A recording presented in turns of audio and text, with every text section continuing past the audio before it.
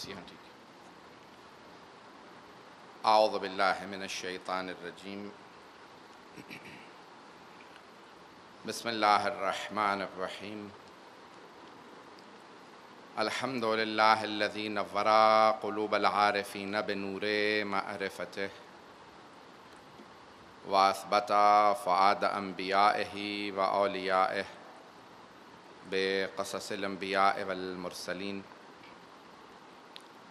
وأكمل إيمان المسلمين والمؤمنين بولاية علي أمير المؤمنين عليه السلام.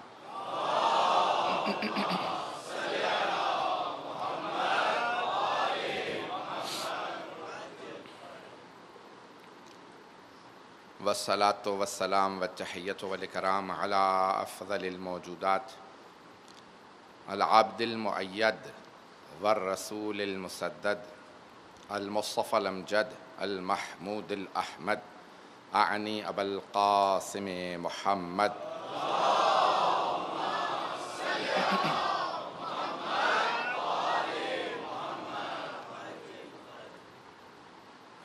وعلى روحه ونفسه وسحره ووسيه سيد الأتقياء والأصفياء مولى الموالي إمام المتقين علي بن أبي طالب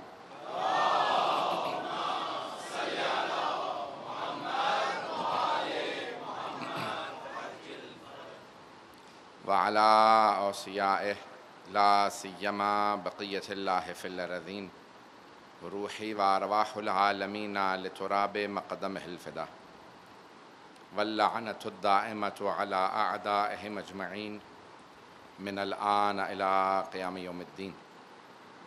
أما بعد فقد قال سيد الساجدين وزين العابدين عليه الصلاة والسلام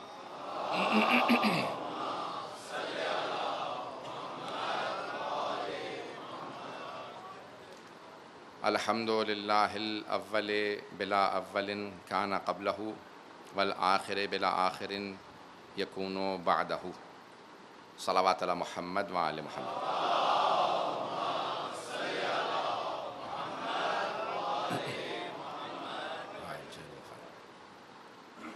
اس اشرے کا موضوع صحیفہ سجادیہ رہے گا، جیسا کہ ہم نے کل رات آپ کی خدمت میں پیش کیا۔ قرآن کریم کے بعد اہل بیت علیہ السلام کے ماننے والوں میں دو کتابوں کی اہمیت بہت زیادہ ہے، ایک نہج البلاغہ کی اور دوسرے صحیفہ سجادیہ کی۔ یہ دو کتابیں ہمارے نزدیک بہت زیادہ اہمیت کی حامل ہیں۔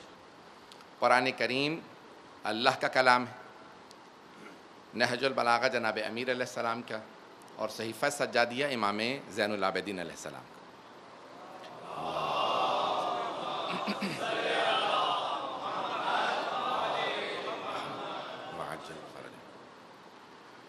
یوں تو ہمارے ہاں احادیث کے مجموعے بہت زیادہ ہیں، اور سب سے جو قدیمی ترین جو مجموعے ہیں وہ ائمہ علیہ السلام کی زندگی میں ان کے شاگردوں نے تالیف کیے، خصوصاً 5ویں اور 6ٹھے امام علیہ السلام کے جو شاگرد ہیں انہوں نے ہزاروں احادیث حفظ کی۔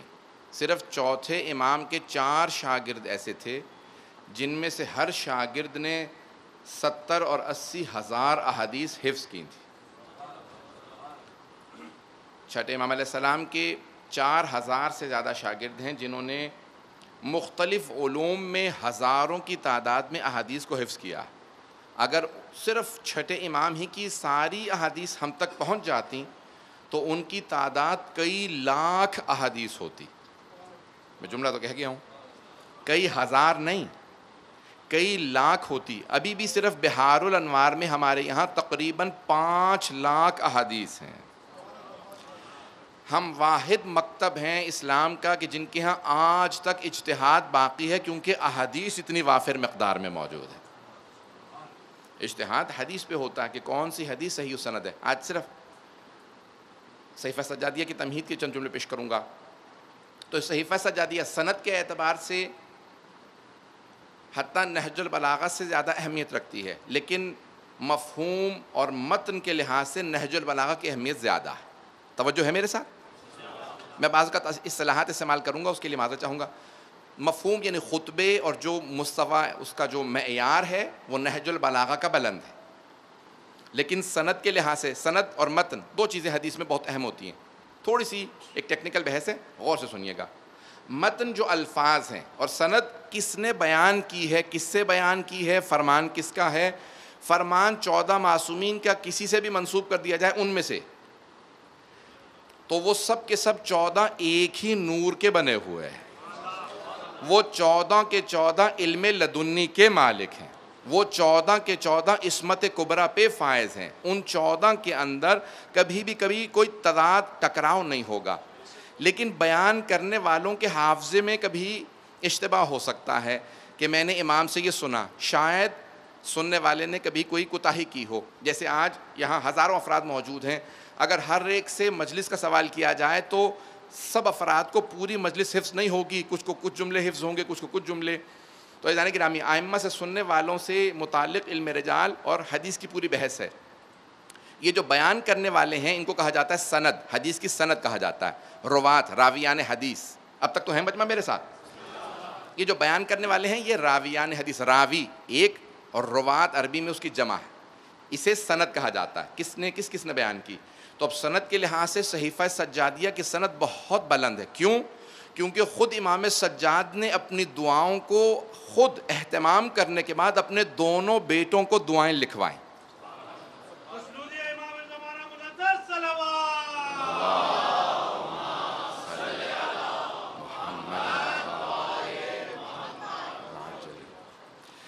نہج البلاغہ کے خطبے جناب امیر نے فرمائے, لیکن سید رضی نے جمع کیا بہت بعد میں.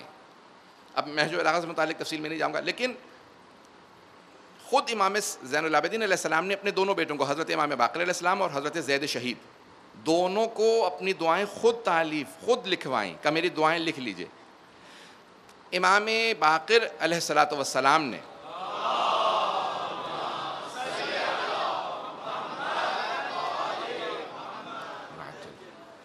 جو اپنا نسخہ تھا وہ اپنے بیٹے امام صادق علیہ السلام کو عطا کیا, اور امام صادق علیہ السلام سے چھٹے امام سے وہ ان کے شاگرد متوکل ابن ہارون تک پہنچا, اور وہ لکھا ہوا نسخہ آہستہ آہستہ معاشرے میں پھیلتا گیا.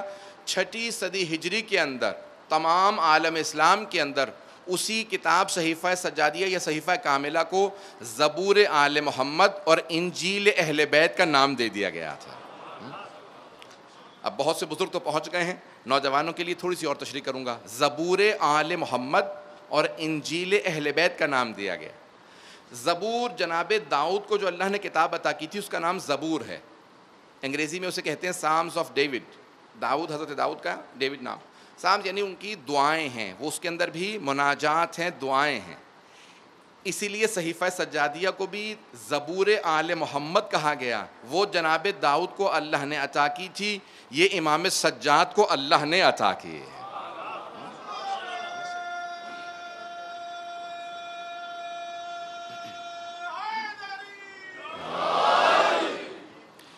بات پہنچ رہی ہے عزیزان کرام؟ میں بہت سے چہروں پہ سوالیہ نشان دیکھ رہا ہوں. میں نے کہا جناب داؤد کو اللہ نے عطا کی تھی زبور, اور امام سجاد کو صحیفہ کاملہ صحیفہ سجادیہ اللہ نے عطا کی. مجھے بہت سے بزرگوں کی تو دعا مل گئی, داد مل گئی, لیکن جہاں سوالیہ نشان ہے تھوڑی تشریح کر دوں کہ بھئی کیسے عطا کی. وحی کا سلسلہ منقطع ہو گیا, اس کے بعد پھر اب وحی نازل نہیں ہو رہی. عزیزان گرامی, وحی نازل نہیں ہو رہی, لیکن قرآن کی آیت ہے وما ینطق عن الہوا ان ہوا الا وحی یوحی. میرا حبیب تب تک کلام نہیں کرتا جب تک کہ وحی نازل نہ ہو جائے.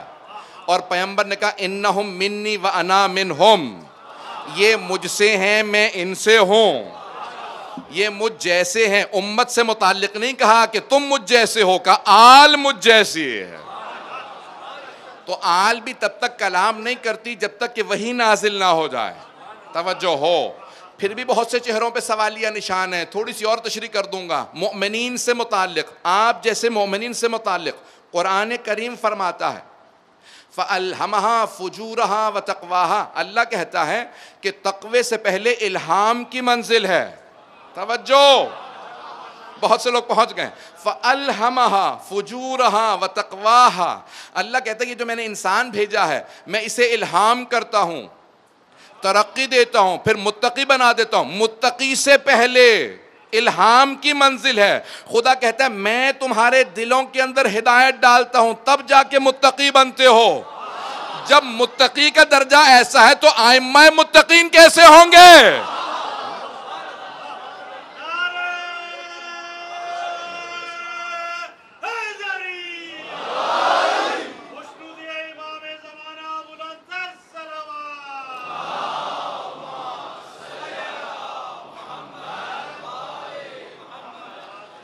توجہ ہے زیدانی گرامی؟ میرے بزرگ، میرے بھائی، میرے بچے، ان الفاظ کو غور سے سنیں گے تو اب صحیفہ سجا کوئی بھی کلام معصوم کا الہامی ہے، اور اسی لیے ہمارے یہاں 14 معصومین کے اقوال کو ہم حدیث کہتے ہیں. تو اب حدیث کی اقسام ہیں، میں اس کی تفصیل میں نہیں جاؤں گا، لیکن آج سن لیجئے. میں نے کہا میں نے ایک علمی موضوع لیا ہے. عشرے کا موضوع بانیان نے سب نے کہا کہ کوئی موضوع جسے ہم نے انتخاب کیا ہے. اب یہ 12 مجالس اسی موضوع پہ رہیں گی. آپ بہت پیارے انداز سے سن رہے ہیں، صرف توجہ سے سنتے رہیں گے. میرا وعدہ ہے مشکل ترین مطالب کو آسان کر کے پیش کرنے کی پوری کوشش کروں گا. تو عزیزان گرامی، اب صحیفہ سجادیہ چوتھے امام علیہ السلام نے اپنے دونوں بیٹوں کو لکھوائے.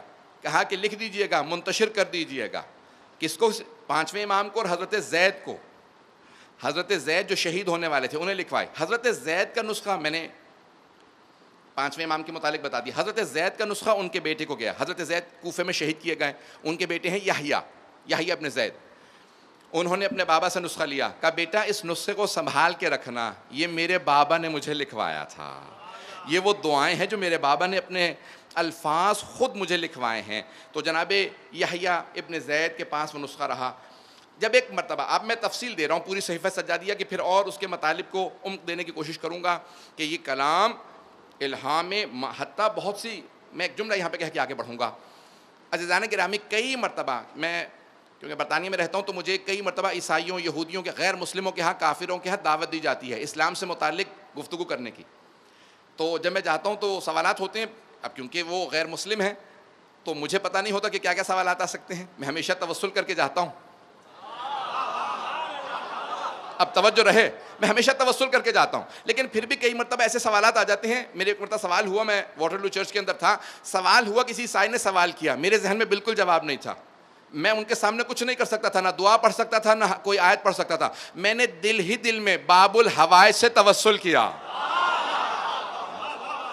میں نے فوراً کہا کہ معاملہ میری عزت و بے عزتی کا نہیں ہے، میرے سر پہ امامہ ہے، لباس رسالت مآب ہے، آپ کے اجداد کا لباس ہے، میری عزت کا معاملہ نہیں ہے، امام ابا قبا کی عزت ہے. یہاں سوال کیا گیا، جواب آنا چاہیے. خدا کی قسم جو میں جواب دے رہا تھا اپنے جواب سے میں خود سیکھ رہا تھا، میں اپنے الفاظ سے سیکھ رہا تھا. تو فوراً چھٹے امام کی حدیث اصول کافی کی میرے ذہن میں آ رہی تھی. جب تم ہمارے دفاع میں بولو گے تو پھر تم نہیں بولو گے، تمہاری زبان سے ہم بولیں گے.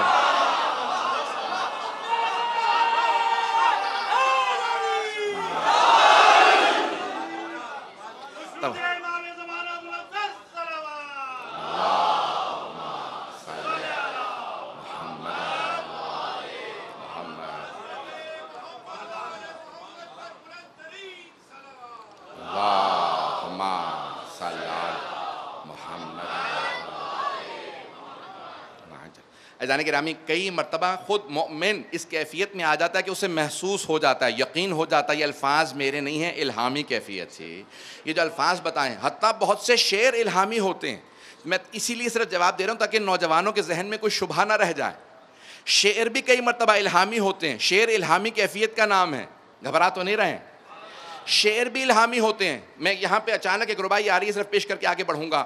یحییٰ ابن زید سے متعلق مجھے کچھ گفتگو کو پیش کرنا ہے صحیفہ سجادیہ کے عنوان سے. عزیزان گرامی، شعر بھی جب شاعر کہہ رہا ہوتا ہے کئی مرتبہ خود نہیں کہہ رہا ہوتا، کہلوایا جا رہا ہوتا ہے. شعر بھی اس سے کہلوایا جاتا ہے. آپ نے مشہور و معروف ایک ربائی سن رکھی ہوگی، شاس حسین، بادشاہ حسین. یہ جو ربائی ہے خواجہ معین الدین چشتی کی، یہ علماء کہتے ہیں یہ الہامی ربائی ہے. خواجہ نے کہی نہیں ہے، ان سے کہلوائی گئی ہے. اب دیکھیں بہت سے لوگ پہنچ گئے ہیں. دیکھیں ربائی کہتے ہی اسے ہیں جس میں 4 مصرے ہوں، ربائی جس میں 4 مصرے ہوں. لیکن ربائی کے اندر لفظ حسین 5 بار آیا. شاس حسین، بادشاس حسین، دینس حسین، دی پناس حسین، سرداد نداد دست در دست یزید، حتیٰ کہ بنا لا الاس حسین. پہلے مصرے میں 2 مرتبہ حسین، دوسرے مصرے میں 2 مرتبہ حسین، آخری چوتھے مصرے میں 1 مرتبہ حسین، تیسرے مصرے میں انہوں نے حسین کہا ہی نہیں. توجہ ہو، تیسرے مصرے میں انہوں نے حسین کہا ہی نہیں. جانتے ہیں کیوں؟ کیونکہ اس تیسرے مصرے میں یزید کہہ دیا تھا.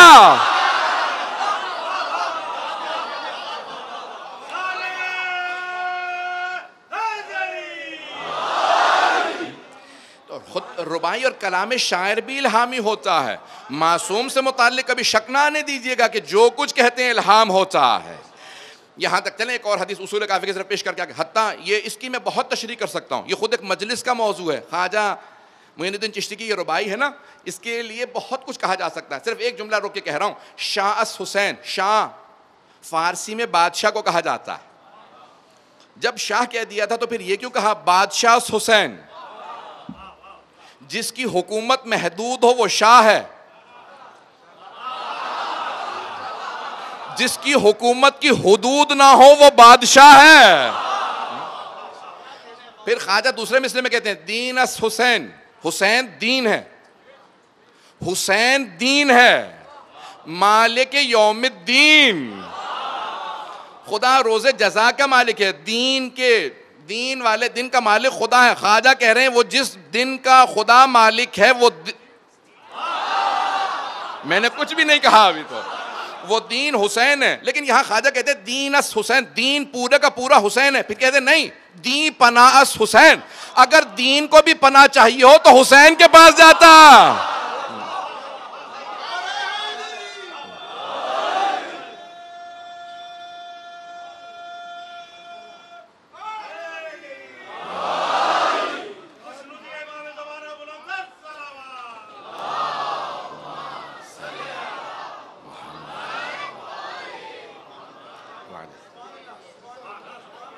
اور خواجہ کہتے ہیں کہ سرداد نداد دست در دست یزید کا سر تو اپنا دے دیا، حسین ابن علی نے اپنا سر تو دے دیا لیکن اپنا ہاتھ یزید کے ہاتھ میں نہیں دیا. یزید نے کہا تھا یا ہاتھ دو بیعت کے لیے یا پھر سر قلم کر لوں گا، کا سر تو دے دوں گا. توجہ، سر تو دے دوں گا راہ خدا کے اندر، تیرے ہاتھ میں اپنا ہاتھ نہیں دوں گا کیونکہ یہ ہاتھ میرا ہاتھ نہیں ہے، میرے نانا رسول خدا کا ہاتھ ہے، میرے بابا علی مرتضیٰ کا ہاتھ ہے. یہ ہاتھ کسی یزید کے ہاتھ میں نہیں جا سکتا بیعت کے لیے. حتیٰ کہ بنا لا الہ اس حسین، دیکھیں خواجہ نے بہت پیاری یہ روایت کہی، حتیٰ کہ بنا لا الہ اس حسین. حتیٰ وہ کہتے ہیں اگر لا الہ الا اللہ کی عمارت کی بنیاد کو بھی کھود کے دیکھو گے تو اس بنیاد میں حسین نظر آئے گا کہ لا الہ الا اللہ بھی حسین کے سہارے سے کھڑا ہے. توحید تو باقی ہوتی، کلمہ توحید پڑھنے والا کوئی نہ ہوتا. نہیں، میں ایسے آگے نہیں پڑھوں گا. توحید، ذات توحید تو ہوتی، اللہ تو رہتا، اللہ ہے، ہمیشہ رہے گا. اللہ ہوتا لیکن لا الہ الا اللہ کہنے والا کوئی نہ ہوتا. کہہ رہے حسین نے جب بیعت کر لی تو کیسا لا الہ الا اللہ؟ حسین نے کہا پروردگارہ میں بیعت نہیں کروں گا کیونکہ میں جانتا ہوں میں تیرا نمائندہ ہوں، توحید کہیں نہیں جھکتی، میں نمائندہ پروردگار ہوں. خدا قدرت کو ضد. اللہ اکبر. یا رسول اللہ، یا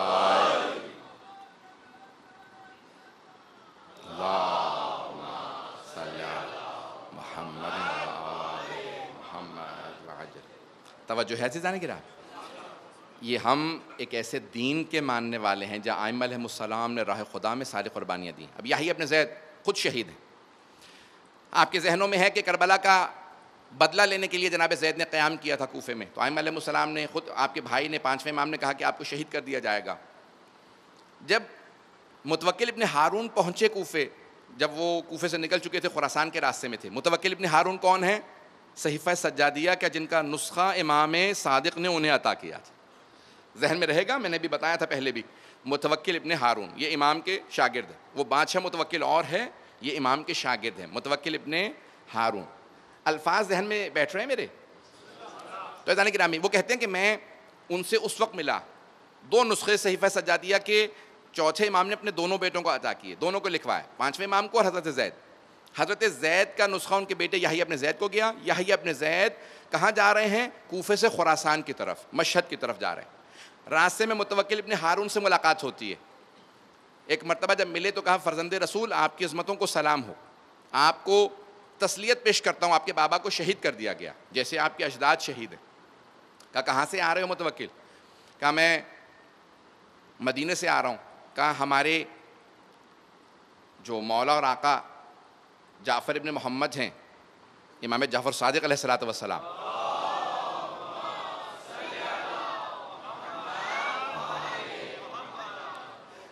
کہا ان سے ملاقات کر کے آ رہے ہو؟ کہا جی ہاں مولا، ان سے ملاقات کی۔ کہا کچھ فرمایا انہوں نے میرے سے متعلق؟ کہا ہاں مولا، لیکن میں آپ کو بتانا نہیں چاہتا۔ کہا تم مجھے کیا موت سے ڈرا رہے ہو؟ توجہ ہو۔ کہا مجھے موت سے ڈرا رہے ہو کہ نہیں بتاؤں گا کہیں میں موت سے ڈر جاؤں گا؟ خبردار، یاد رکھنا ہماری رگوں میں بھی علی کا خون دوڑ رہا ہے، جو بھی میرے امام نے میرے متعلق بتایا ہے مجھے کھل کے بتا دو۔ کہا کہ آپ کے جو ابن ام ہیں امام صادق علیہ السلام، انہوں نے فرمایا ہے کہ آپ کی بھی شہادت ہو جائے گی، آپ کو شہید کر دیا جائے گا۔ تو کہا کچھ دیر کے لیے میں حضور نے کہا کہ جو اللہ کا فیصلہ ہے ہمیں قبول ہے، میں پھر بھی برگشت نہیں کروں گا۔ کہا کہ کچھ اور؟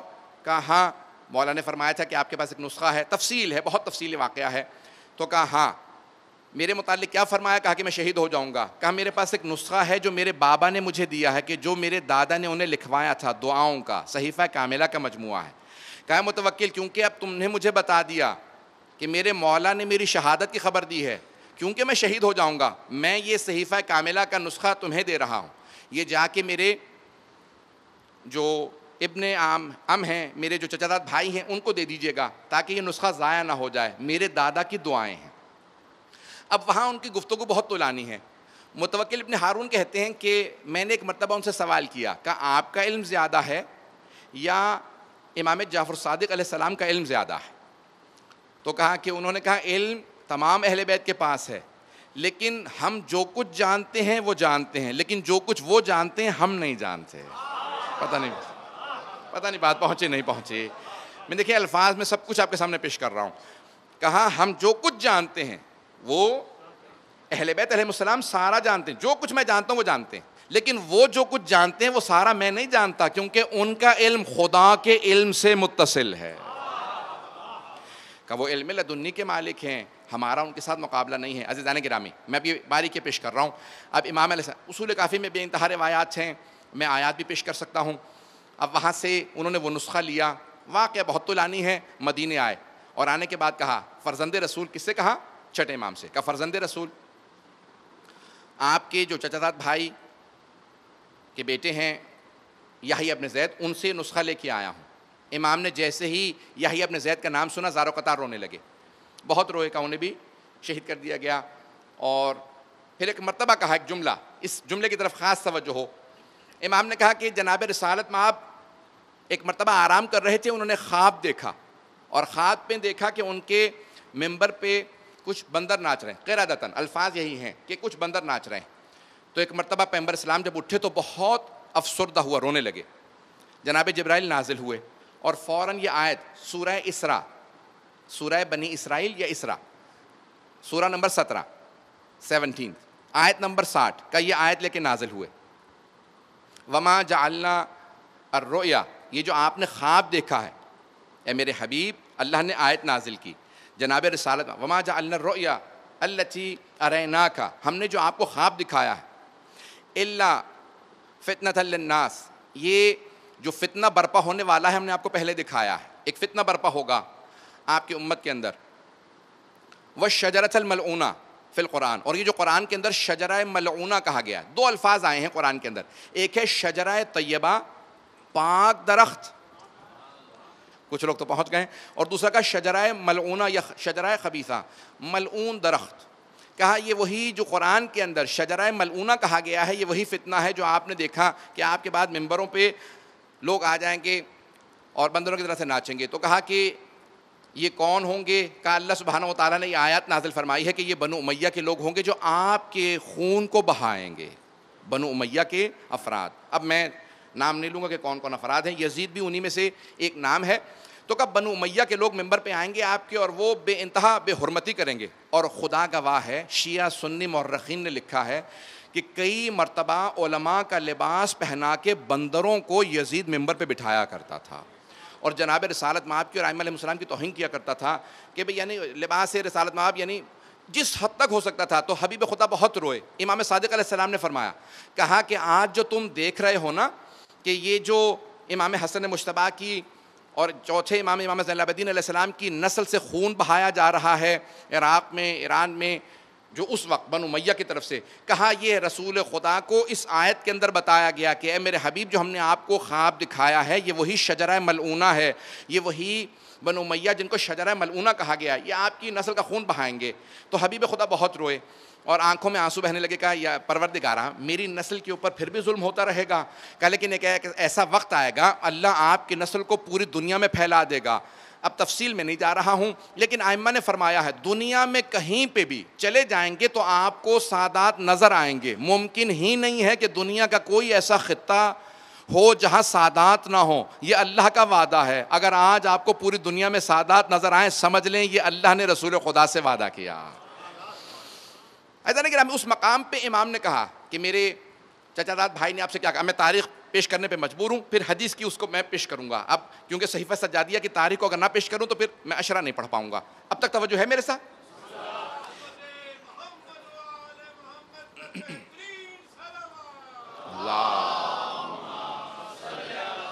محمد وعجل فرج۔ اذان کرام، اب ایک مرتبہ چھٹے امام علیہ السلام نے فرمایا، کہا کہ یہ نسخہ جو ہمارے یحییٰ ابن زید نے میرے بھائی نے دیا ہے، کہ میرے پاس ایک نسخہ موجود ہے، ذرا دیکھو۔ کہ میں نے دونوں، متوکل ابن ہارون کہتے ہیں میں نے دونوں نسخے سامنے رکھے، کہ ایک لفظ کا بھی فرق نہیں تھا۔ لکھنے والے کیونکہ 5ویں امام تھے اور ان کے بھائی تھے، کہ ایک لفظ کا فرق نہیں تھا، کہ اس میں 75 دعائیں تھیں۔ میں نے دعائیں حفظ کر لیں۔ متوکل ابن ہارون کہتے ہیں میں نے دعائیں ساری حفظ کی، 75 اس میں دعائیں تھیں۔ اللہ نے جناب داؤد کو زبور دی تھی، جناب عیسیٰ کو انجیل دی۔ جناب داؤد کی دعاؤں کو پڑھیے، پھر صحیفہ سجادیہ کو پڑھیے، یہ میں آپ کے سامنے پیش کر رہا ہوں۔ انجیل کو پڑھیے موجودہ، اور پھر ایک مرتبہ صحیفہ سجادیہ کو پڑھیے۔ پڑھ کر کھلا صحیفہ سجادیہ یہ راز، ممکن نہیں خدائی میں تمثیل اہل بیت،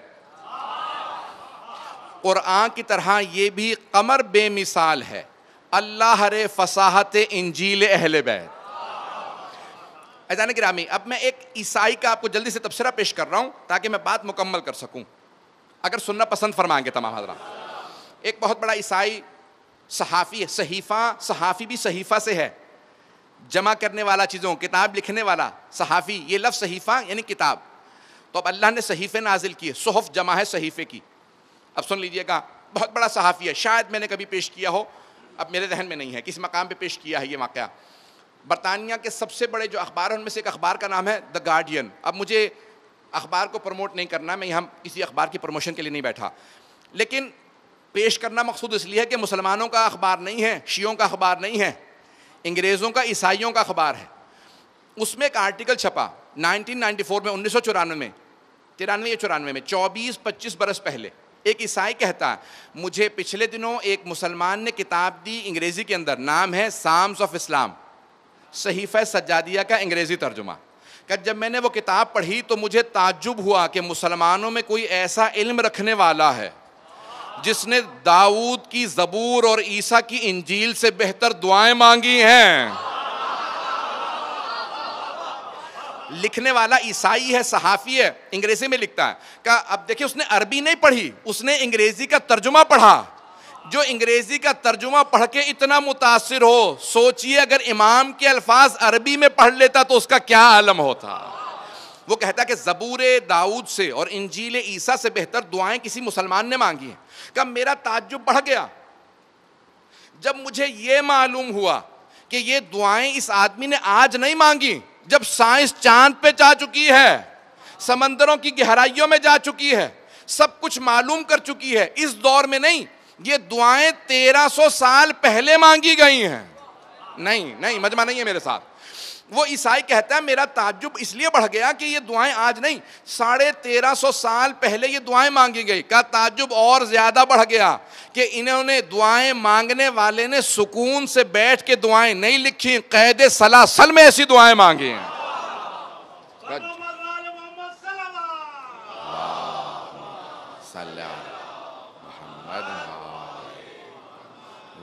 وہ عیسائی کہتا ہے کہ اگر کسی کی قید سلاسل میں دعائیں ایسی ہوں, اگر انہیں سکون ملا ہوتا تو وہ کیسی دعائیں مانگتے. عزیزان گرامی کتنی باریکیاں کسی عیسائی کو دیں. یہ وہ صحیفہ سجادیہ ہے. میں اپنے نوجوانوں سے, اپنے بھائیوں سے, اپنے بچوں سے کہوں گا ضرور مہینے میں کم از کم ایک دعا ضرور پڑھیں. 75 دعاؤں میں سے متوکل ابن ہارون کہتے ہیں کہ 64 دعائیں 64 دعائیں میں نے حفظ کر لیں, 11 میرے حافظے سے چلی گئیں. جب لکھیں تو مختلف تاریخ کے اندر نسخے ضائع ہوتے رہے, یہاں تک کہ آج ہمارے پاس 58 دعائیں آئی ہیں ان 75 دعاؤں میں سے. اور میں نے جو پہلی دعا ہے وہ حمد باری تعالیٰ پہ ہے. اس کا جملہ تھوڑی سی تشریح پیش کرنا چاہ رہا ہوں کہ خدا کون ہے. دیکھیں اللہ نے قرآن کے اندر پیش کیا الحمدللہ الاول بلا اولن, یہ امام کی دعا کا پہلا جملہ. کھانا قبلہ ہو, امام کہتے ہیں وہ اللہ ایک ایسا اول ہے, پہلا ہے کہ اس سے پہلے کچھ بھی نہیں تھا. والآخر بلا آخر یکون بعدہ, اور ایک ایسا آخر ہے جس کے بعد کچھ بھی نہیں ہوگا. یعنی نہ اللہ سے پہلے کچھ ہے نہ اللہ کے بعد کچھ ہے, یعنی وہی ابدی و ازلی ہے, سرمدی ہے, لا زوال ذات اللہ کی ذات ہے. مجھے مجمع کی توجہ چاہیے. اب توحید کو پیش کر رہے ہیں کون؟ امام زین العابدین علیہ السلام. قرآن نے توحید کو سمجھایا ہے, لیکن قرآن کی تشریح وہی کر سکتا ہے یا جس پہ قرآن نازل ہوا ہو, یا وہ تفسیر پیش کر سکتا ہے جو اس نازل ہونے کے بعد اس قرآن کا وارث ہو. تفسیر صرف وہی کر سکتا ہے. اب امام نے یہاں جملہ کہا ہے کہ تمام کی تمام ابصار, دیکھنے والی آنکھیں اللہ کی رؤیت سے, دیکھنے سے عاجز ہیں. کوئی آنکھ اللہ کو دیکھ نہیں سکتی. میں نے کہا پہلے ہی علمی موضوع ہے اور میں پیش کرنے پہ مجبور ہوں. جو کچھ پیش کروں گا صحیفہ سجادیہ پیش کروں گا, تو جب تک آپ توجہ رکھیں گے بات واضح ہوتی رہے گی. عزیزان گرامی امام فرماتے ہیں کہا اللہ ہر شے سے پہلے, اور کہا وہ ہے کہ جس کو آنکھیں دیکھ نہیں سکتی, عاجز ہیں دیکھنے سے. قرآن نے بھی لکھا لن ترانی موسیٰ کبھی بھی ہرگز آپ مجھے دیکھ نہیں سکتے. لیکن آج بھی نہ صرف کافر, حتیٰ بعض اوقات مسلمان بہت سے رؤیت کے قائل ہیں کہ ہم روز قیامت اللہ کو معاذ اللہ دیکھ لیں گے. وجوہ یومئذ ناظرہ الی ربہا ناظرہ, کہ اس دن آنکھیں, چہرے بہت پریشان ہوں گے اور اپنے رب کو دیکھ رہے ہوں گے. وہ اس آیت سے استدلال کرتے ہیں بہت سے مسلمان کہ ہم اللہ کو روز قیامت دیکھ لیں گے. چھٹے امام سے پوچھا کہ مولا یہ جو لکھی ہے آیت مفہوم کیا ہے؟ مولا نے کہا یہاں اللہ کو دیکھنا مقصود نہیں ہے, بلکہ جب سارے چہرے پریشان ہوں گے تو رحمت پروردگار سے امید لگائے دیکھ رہے ہوں گے, اگر پہنچ جائیں. آپ اردو میں بھی کہتے ہیں کہ ہم جب بھی پریشان ہوتے ہیں ہم آپ کی طرف دیکھتے ہیں. یہاں پہ دیکھنا یہ لفظی معنی میں نہیں ہوتا, بلکہ یعنی امید رکھتے ہیں. مولا فرماتے ہیں یہ سب آنکھیں دیکھ رہی ہوں گی بغیر ہمارے کوئی سمجھ نہیں سکتا. مولا فرماتے ہیں یہ دیکھ اللہ کے وجود کو, اللہ جسم نہیں ہے, اس کا وجود جسم نہیں ہے کہ لوگ دیکھ سکیں. کہا اس لیے کوئی اللہ کو نہیں دیکھ سکے گا, لیکن رحمت پروردگار کی طرف سب کی امید ہوگی. اب چوتھے امام اس دعا کے اندر تشریح کر رہے ہیں. میں نے کل عرض کیا تھا کہ امام کو خطبے دینے پہ پابندی تھی, ائمہ خطبے دیتے تھے. چوتھے امام پہ پابندی لگائی واقعہ کربلا کے بعد. اس سے پہلے تو سید الشہداء خود خطبہ دیتے ہیں. جب واقعہ کربلا کے بعد آپ پہ پابندی لگا دی گئی, خطبہ نہیں دے سکتے آپ. امام نے حتیٰ جو دربار یزید میں خطبہ دیا اس پہ بھی پہلے روک دیا گیا تھا, بعد میں خطبہ دیا. ہر جگہ نہیں آپ خطبہ نہیں دے سکتے. امام نے کہا ٹھیک ہے خطبے سے روک سکتے ہو, دعا مانگنے سے تو نہیں روک سکتے.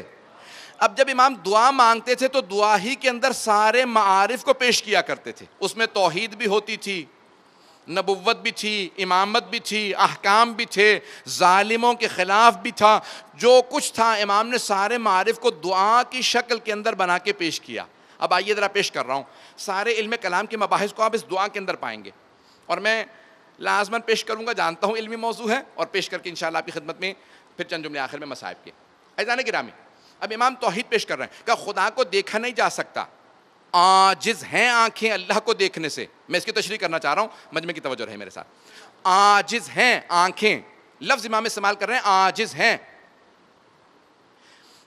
عجز اور عاجزی یعنی جب انسان کے اندر صلاحیت ہی نہ ہو اسے عاجزی کہا جاتا ہے، اسی سے لفظ معجزہ بھی نکلا ہے۔ قرآن معجزہ ہے، یعنی انسان عاجز ہے قرآن جیسی کتاب لانے سے۔ امام فرماتے ہیں جس طرح سے کوئی قرآن جیسی کتاب نہیں لا سکتا، اسی طرح سے اللہ کو دیکھنے سے عاجز ہے، عاجز ہے دیکھنے سے نہیں۔ تب تک مجھے واہ کچھ نہیں چاہیے جب تک کہ میں جملہ سمجھا نہ لوں۔ اب مجھے سارے مجمع کی توجہ چاہیے۔ امام فرماتے ہیں عاجز ہے انسان اللہ کو دیکھنے سے۔ کیوں عاجز ہے؟ کیونکہ انسان خود جسم ہے اور آنکھوں سے دیکھتا ہے، آنکھیں جہت کی محتاج ہیں۔ جہت یعنی ڈائریکشن۔ چند چیزوں کے بغیر میں اور آپ دیکھ نہیں سکتے، جب تک کہ روشنی نہ ہو، نور نہ ہو، میں اور آپ دیکھ نہیں سکتے۔ اندھیرے میں ہمیں کچھ نظر نہیں آتا۔ پہلی چیز دیکھنے کے لیے ہے نور شرط، دوسری جہت۔ جب میں اس طرف دیکھ رہا ہوں تو مجھے نہیں پتا پیچھے کیا ہو رہا ہے، جب میں دائیں دیکھوں تو بائیں کو نہیں دیکھ سکتا۔ توجہ، انسان جہت، ڈائریکشن، انسان جس جہت میں دیکھتا ہے، 6 جہات ہیں، اوپر نیچے دائیں بائیں سامنے پیچھے، 6 جہات ہیں۔ انسان جب ایک جہت میں دیکھتا ہے تو دوسری جہت میں نہیں دیکھ سکتا۔ جو چیز جہت میں آ جائے وہ جہت میں محدود ہو جاتی ہے۔ اگر بات پہنچ جائے، جو چیز نظر میں آ جائے، بینائی میں آ جائے، وہ جہت میں محدود ہو جاتی ہے۔ اللہ لا محدود ہے، اگر اس طرف ہو تو اس طرف نہیں ہے۔ اللہ کہتا ہے میں محدود نہیں ہوں، جو تم دیکھ رہے ہو تمہارے دیکھنے کی ایجاد ہے۔ میں ایجاد سے بالا تر ہوں، میں ایجاد کرتا ہوں، مجھے کوئی نہیں دیکھ سکتا۔ اگر بات پہنچ گئی ہو، یہ توحید کے کس زاویے کو امام پیش کر رہے ہیں؟ امام فرماتے ہیں عاجز ہے انسان، عاجز ہے خدا کو دیکھنے سے۔ پھر اگلے جملے میں کہتے ہیں کہ اس نے اس ساری کائنات کو بنایا ہے، اور پھر جملہ کہتے ہیں کیسے؟ اختراعً، جدید بنایا۔ میں اور آپ اگر کوئی چیز بنانا چاہتے ہیں نا تو ہمارے سامنے کوئی مثال موجود ہو تو ہم بنا پاتے ہیں۔ آپ میں سے کوئی آدمی کہے میں اسی ممبر جیسا ممبر بنانا چاہتا ہوں، تو آپ ممبر کو دیکھیں گے پھر ممبر بنائیں گے۔ امام کتنی باریکی سے توحید کو پیش کر رہے ہیں، کہا اللہ کے سامنے اتنی بڑی کائنات کی کوئی مثال موجود نہیں تھی، اس نے ایسی کائنات بنائی ہے کہ ساری کائنات کو اس نے خلق کیا بغیر کسی مثال کے، اس نے کسی شے کو دیکھے بغیر۔ اتنی دقیق، اتنی دقت سے کائنات کو بنایا ہے کہ کوئی شے دوسرے سے ٹکراتی نہیں ہے، کہیں کوئی تصادم نہیں پایا جاتا۔ اور کہا اسی لیے اسی کی ذات سجدے کے لائق ہے۔ اور یہ کون سمجھا سکتا ہے؟ جس کا اپنا لقب سید الساجدین ہو۔ صرف ایک واقعہ پیش کروں گا، کل تفصیل سے آپ کے سامنے مطالب کو پیش کروں گا۔ آج میں نے ساری آپ کے سامنے صحیفہ سجادیہ کی تاریخ کو پیش کیا ہے۔ صحیفہ کاملہ، الصحیفۃ الکاملہ، امام کا لقب ہے سید الساجدین۔ سننا پسند فرمائیں گے؟ امام زین العابدین کی خوشنودی کے لیے بآواز بلند صلوات پڑھیں گے۔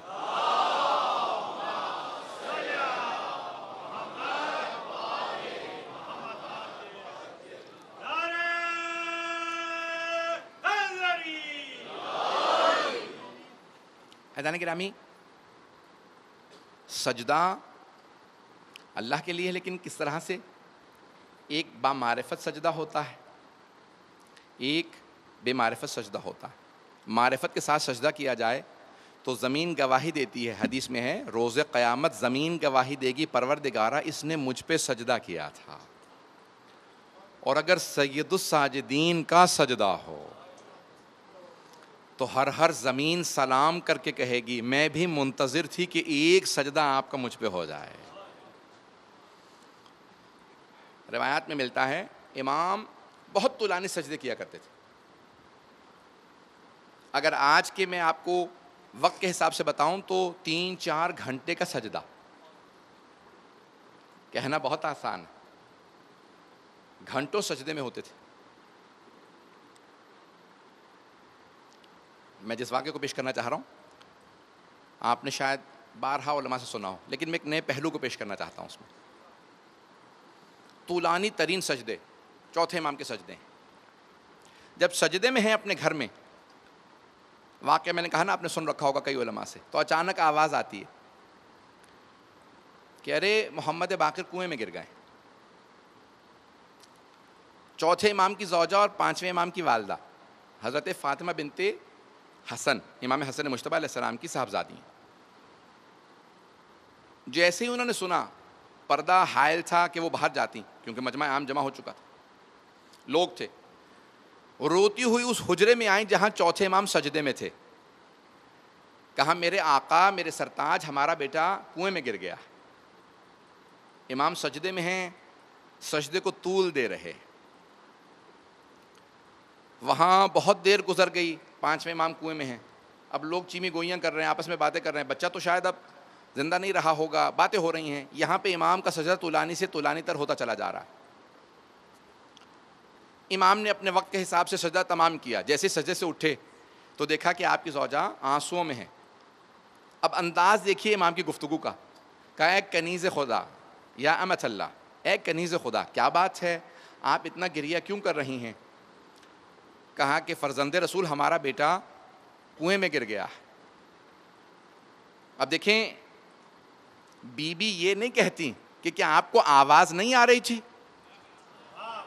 کچھ لوگ پہنچ گئے. بی بی یہ نہیں کہتی جناب فاطمہ بنت حسن کیا آپ کو آواز نہیں آ رہی تھی، میں آدھے گھنٹے یا 1 گھنٹے یا 1.5 گھنٹے جتنی بھی دیر سے آوازیں دے رہی تھی.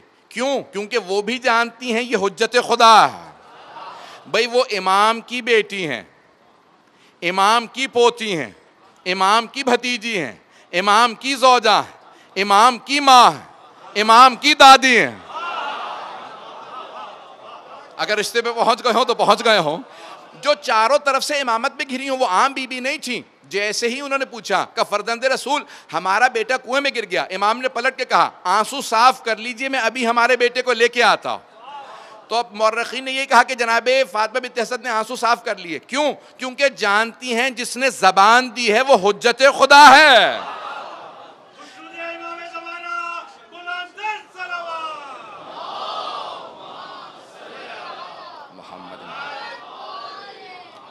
بھئی وقت نہیں رہ گیا، میں مکمل کر لوں واقعہ، مجھے مصاحب کو بھی پیش کرنا ہے. تو ایک مرتبہ امام چلے، میں اپنے انداز سے پیش کروں امام کیسے چلے ہوں گے اپنے بیٹے امام باقر علیہ السلام کو کنویں سے نکالنے کے لیے. ایک مرتبہ امام سجدے سے اٹھے. میرا دل کہتا ہے امام نے ولایت کا امامہ سر پہ رکھا ہوگا، امامت کی قبالی ہوگی، عصمت کی ابالی ہوگی، تولا کی تسبیح لی ہوگی، تبرہ کا ڈنڈا لیا ہوگا، اور امام نے اپنے نالین زیب تن کیے ہوں گے، زمین قدموں کے بوسے دے رہی ہوگی، صدائیں لبیک آ رہی ہوگی جہاں سے. جب امام چلے تو ایک مرتبہ مجمع راستہ دینے لگا کہ ہٹ جاؤ فرزند رسول آ رہے ہیں، کہ انہی کا بیٹا ہے جو کنویں میں گرا ہے. اب سب دیکھ رہے ہیں کہ اتنی دیر گزر چکی، عام بچہ بھی 2-3 منٹ میں ہلاک ہو گیا ہوتا. اب سارے مدینے والے کھڑے دیکھ رہے ہیں. امام کنویں کے کنارے آئے اور آنے کے بعد آواز دی کہ پانی میری امانت کو لوٹا دے. امام نے آواز دی کہ پانی میری امانت کو لوٹا دے. سارے مدینے والوں نے دیکھا کنویں کا پانی ابھرنے لگا. جب کنویں کا پانی ابھرا تو سب نے دیکھا امام باقر پانی کے اندر نہیں، پانی کے اوپر بیٹھے ہوئے تھے. میری بات کو سنیے گا، بھی نعرہ نہیں آئے گا. امام نے ہاتھوں کو بڑھایا، چوتھے امام نے آغوش کو پھیلایا، 5ویں امام آغوش میں آئے، امام نے سینے سے لگایا، پیشانی کا بوسہ دیا، چلنے لگے. جب چلنے لگے تو ایک نے ہمت کی، سوال کیا فرزند رسول آپ کو کوئی پریشانی نہیں تھی کہ میرا بیٹا کنویں میں گر گیا؟ امام نے کہا نہیں. کہا ایک لحظے بھی پریشان نہیں ہوئے؟ امام نے کہا نہیں. کہا میں پوچھ سکتا ہوں کیوں پریشان نہیں ہوئے؟ امام نے کہا ہاں، کیونکہ جب میں اس کے سجدے میں تھا میں نے اس کی عبادت میں کوئی خیانت نہیں کی. جب میں نے اس کے سجدے میں خیانت نہیں کی تو وہ میری امانت میں کیسے خیانت؟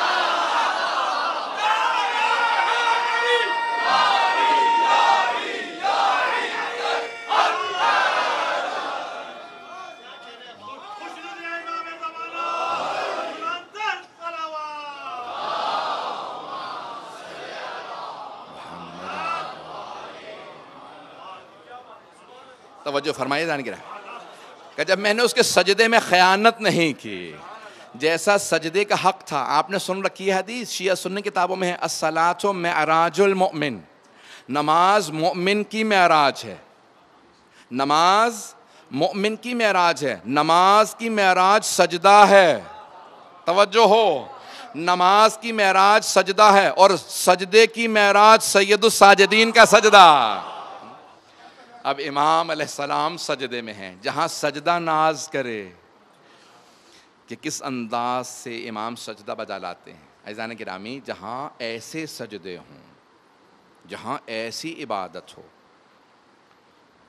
روایت کے الفاظ ہیں, امام جب دعا مانگنے بیٹھتے, حضرت داؤد سے متعلق مورخین نے لکھا ہے, جب وہ زبور کی تلاوت کرتے تھے نا, تو پرندے بھی زمین پہ اتر آتے تھے. پرندے بھی زمین پہ اتر آتے, پیاری اتنی آواز سی. اور چوتھے امام سے متعلق ملتا ہے کہ جانور بھی آپ کی تسبیح سنا کرتے تھے. وہ اونٹنی, وہ سواری, وہ ناقہ. کسی نے پوچھا, مولا یہ آپ کی اونٹنی اتنا اچھل کیوں رہی ہے؟ کہ اسے پتہ ہے حجت خدا سوار ہے, وہ ناز کر رہی ہے. عزیزان گرامی, جانور تک اہل بیت علیہ السلام کے سنگریزے اگر اٹھائیں, پتھر بھی اٹھائیں, تو محمد و آل محمد کے ہاتھوں پہ سنگریزے بھی تسبیح بجا لاتے تھے. احادیث میں, ایک حدیث نہیں ہے, کثرت سے احادیث. لیکن آج میں پیش کرنا چاہ رہا ہوں ایک پہلو کو, اسی پہ بات تمام.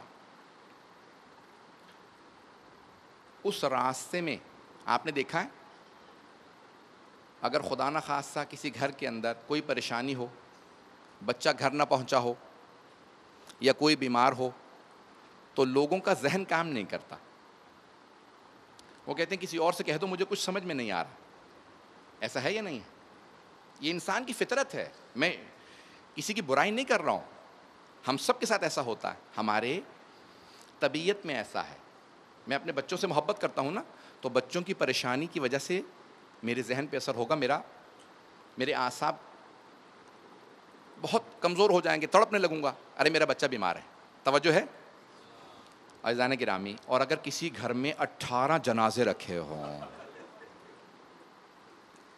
بڑے بڑوں کی عقلیں زائل ہو جائیں گی. جو 18 جنازوں کی موجودگی میں دعا مانگے اور صحیفہ سجادیہ بنا دے, اسے زین العابدین کہتے ہیں.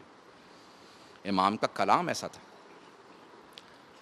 آج چاند رات ہے, کیونکہ پہلے عشرے میں عموماً بیویوں کے مصائب نہیں آتے, تو میں آج سوچ رہا تھا کہ مجھے موقع مل گیا, ایک کل کی مجلس اضافی مجلس تھی, تو میں بیویوں سے متعلق چند جملے پیش کر دوں آپ کی خدمت میں. کل بھی میں نے ایک اشارہ کیا تھا, امیر المؤمنین کو اپنی بیٹیوں سے بہت محبت تھی. ہر باپ کو بیٹیوں سے محبت ہوتی ہے, لیکن اگر باپ علی جیسا ہو اور بیٹیاں زینب ام کلثوم جیسی ہوں تو محبت بڑھ جاتی ہے. جب آپ نے اپنا دارالخلافہ منتقل کیا مدینے سے کوفے کی طرف, تو ایک مرتبہ امام حسن مجتبیٰ سے کہا, بیٹا حسن, مجھے میری بیٹیاں بہت یاد آ رہی ہیں, بیٹا آپ خود مدینے جائیے, میری بیٹیوں کو لے آئیے. لیکن جب امام حسن مجتبیٰ جانے لگے تو ایک جملہ کہا, علیک باللیل, بیٹا رات میں سفر کیجئے گا. ارے میں جملہ کہہ گیا ہوں, رات میں سفر کیجئے گا. کیوں؟ یہ اس بی بی کی بیٹیاں ہیں جس کا جنازہ بھی رات میں اٹھا تھا. بیٹا رات میں سفر کیجئے گا. کاش میں پڑھ پاؤں آج کا مسائل. کہا بیٹا رات میں سفر کیجئے گا. کہا بابا جیسا آپ نے کہہ دیا. امام حسن مجتبیٰ مدینے پہنچے, بہنوں نے جیسے ہی دیکھا, کہا بھیا کیا خوشخبری لائے ہیں؟ کہا بابا نے کوفے بلایا ہے. ساری بیٹیاں بہت خوش ہوئیں. کہا بابا نے بلایا ہے؟ کہا ہاں ہم سب چلیں گے. جناب امیر سے بہت محبت تھی بیٹیوں کو, ساری بیٹیاں تیار ہو گئیں. کہا ہم سب کے سب کوفے چلیں گے. رات میں سفر ہوتا تھا. جیسے ہی کوفے کے باہر قافلہ پہنچا, امام حسن مجتبیٰ نے قافلے کو روکا اور خود اکیلے گئے. امیر المومنین خطبہ دے رہے تھے. جیسے ہی امام حسن کو دیکھا فوراً کہا, علیک باللیل, بیٹا رات کا انتظار کیجئے گا. اب میری طرف دیکھیے گا. مولا نے کوفے والوں سے کہا, کب؟ 36 ہجری میں, 61 ہجری نہیں ہے. کہا کوفے والوں, آج رات کوئی اپنے گھر سے باہر نہ نکلے. آج نبی کی نواسیاں کوفے میں آ رہی ہیں. آج جناب رسول خدا کی نواسیاں آ رہی ہیں، آج میری بیٹیاں کوفے میں آ رہی ہیں، سب کوفے والے اپنے اپنے گھروں میں چلے گئے، جناب امیر آئے بیٹیوں کے استقبال کے لیے۔ ایک مرتبہ کہا بیٹا حسن مجتبیٰ، اس ناقہ کی، اس اونٹنی کی مہار میرے ہاتھ میں دے دیں جس پہ زینب سوار ہے، میں اپنی بیٹی کو خود کوفے میں لے کے جاؤں۔ دیکھیں کتنی محبت کا اظہار فرما رہے ہیں۔ اونٹنیاں موجود ہیں، مولا نے اس ناقہ کی مہار ہاتھ میں لی جس پہ جناب زینب ہیں، اپنے ہاتھ سے مہار تھام کے مولا کوفے میں اپنی بیٹی کو لے کے آ رہے ہیں۔ ایک مرتبہ مولا نے آواز دی، بیٹی زینب، کہا جی بابا جان، کہا بیٹی ذرا امالی کا پردہ ہٹائیے گا۔ جناب زینب نے امالی کا پردہ ہٹایا، کہا جی بابا جان فرمائیے۔ جناب زینب نے جیسے مولا مشکل کشا کو دیکھا نا، تو جانتے مولا نے کیا کہا؟ کہا بیٹی غور سے دیکھ لو، یہ کوفے کا پہلا چوک ہے۔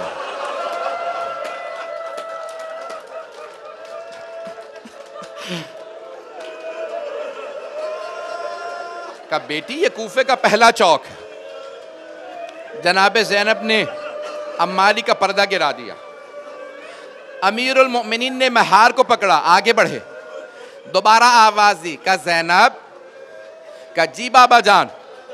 جناب امیر نے کہا بیٹی امالی کا پردہ ہٹائیے۔ جناب زینب نے امالی کا پردہ ہٹایا۔ جناب امیر نے کہا بیٹی زینب غور سے دیکھ لیجئے، یہ کوفے کی پہلی گلی ہے۔ جناب زینب نے گلی کو دیکھا، پردہ گرا دیا، کچھ آگے بڑھے تھے، جناب امیر نے آواز دی، کہا بیٹی زینب امالی کا پردہ ہٹائیے۔ بی بی نے اب جب تیسری مرتبہ پردہ ہٹایا، کہا بابا جان فرمائیے، کہا بیٹی غور سے دیکھ لو، یہ کوفے کا بازار ہے۔ اب جناب زینب سے رہا نہ گیا، کہا بابا یہ چوک، یہ گلیاں، یہ بازار آپ عباس کو دکھائیں، محمد حنفیہ کو دکھائیں۔ بابا میں بازاروں میں نہیں آؤں گی، بابا میں گلیوں میں نہیں آؤں گی، بابا میں چوک میں نہیں آؤں گی۔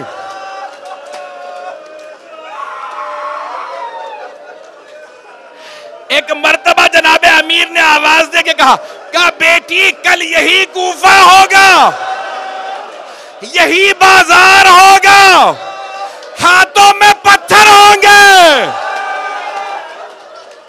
علی کی بیٹیاں ہوں گی۔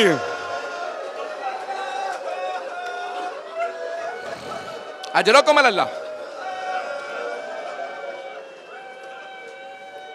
میں تمام کر دیتا، مجھے معاف کر دیجئے گا، بھائی برداشت نہیں کر پا رہے آپ۔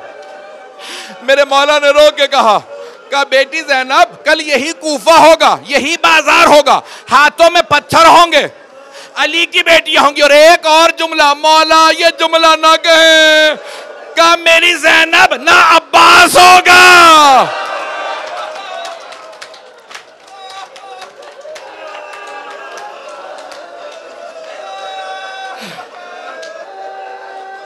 نہ علی اکبر، نہ محمد۔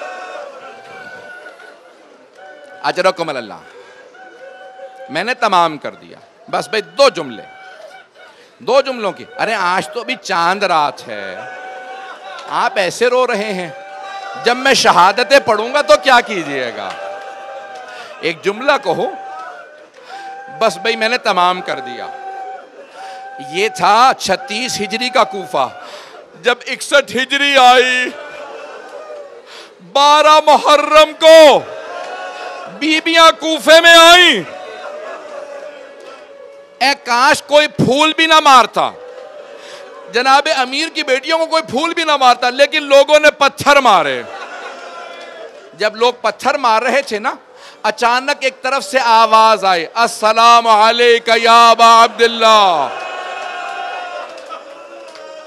کچھ کہتے ہیں یہ کوفے کی روایت ہے، کچھ کہتے ہیں شام کی روایت ہے، مجھے بحث نہیں، لیکن آواز آئی، السلام علیکہ یا ابا عبداللہ الحسین۔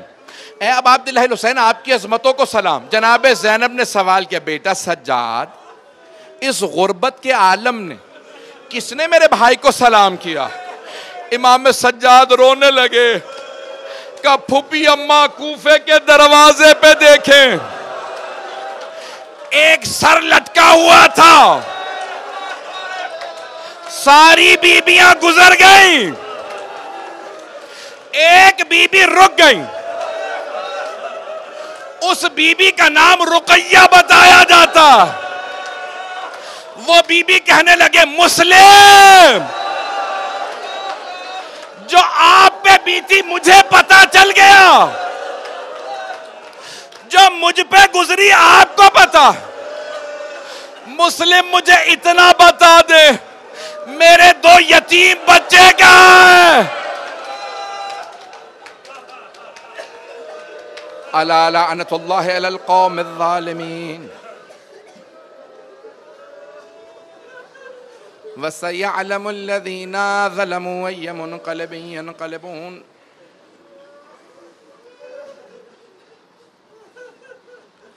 مختصر سی دعا کراؤں گا، ارے صحیفہ سجادیہ کے صدقے میں مانگ لیجئے، چادر جناب زینب کے صدقے میں مانگ لیجئے، جو مانگیں گے عطا ہوگا۔ اب آپ لوگ کیونکہ بہت زیادہ گریہ کر چکے ہیں، میں اور نہیں رلاؤں گا، لیکن ایک واسطہ دوں گا، میری طرف دیکھیے گا، ہاتھوں کو بلند کریں، جو دعائیں مانگیں گے انشاءاللہ العزیز قبول ہوں گی۔ صرف ایک واسطہ دوں گا، صرف ایک واسطہ۔ میں ہمیشہ ایک سوال کرتا ہوں، کبھی بیماروں کو بستر سے تو نہیں گرایا جاتا؟ پروردگارہ شام غریباں کے اس بیمار کا واسطہ جن کا بستر لوٹ لیا گیا تھا، ہمارے تمام مریضوں کو شفائے کاملہ عاجلہ عنایت فرما، بے اولادوں کو اولاد عنایت فرما، مقروضوں کے قرض ادا فرما، پریشان حالوں کی پریشانیاں دور فرما۔ پروردگارہ واسطہ ہے ان بیبیوں کا جن کے پاؤں بہت زخمی تھے، پروردگارہ ہم سب کی عاقبت بخیر فرما، ہم سب کو زندگی میں محمد و آل محمد کی زیارات نصیب فرما، آخرت میں ان کی شفاعت نصیب فرما، ہماری گنہگار آنکھوں کو امام زمانہ کا ظہور دیکھنا نصیب فرما، دشمنان اہل بیت کو نیست و نابود فرما، داعش و طالبان کو غارت فرما، مؤمنین کی حفاظت فرما، ہمارے مقامات مقدسہ کی حفاظت فرما۔ اپنی اپنی حاجات طلب کر لیجیے گا۔ پروردگارہ جتنے مومنین و مومنات اس مجلس میں موجود ہیں، کسی کی دعا کو رد نہ فرما۔ پروردگارہ واسطہ اس بی بی کا جس نے جب اپنے نانا کی زری پہ ہاتھ رکھا تو یہ شکوہ نہیں کیا نانا مجھے کھانے کو کچھ نہیں ملا، یہ شکوہ نہیں کیا نانا ہمیں پانی نہیں دیا گیا، صرف 2 باتوں کا تذکرہ کیا، نانا میں 70 قدم کے فاصلے پہ کھڑی تھی جب حسین کے سر سے امامہ اتارا گیا، نانا جب شمر نے بالوں میں ہاتھ ڈالا، اور دوسرا شکوہ جانتے ہیں کیا کیا؟ کہا نانا آپ کی امت نے میری چادر چھین لی۔ پروردگارہ چادر جناب زینب کا واسطہ ہمیں امام زمانہ کا ظہور دیکھنا نصیب فرما۔ ربنا تقبل منا انک انت السمیع العلیم بحق محمد و آلہ الطیبین الطاہرین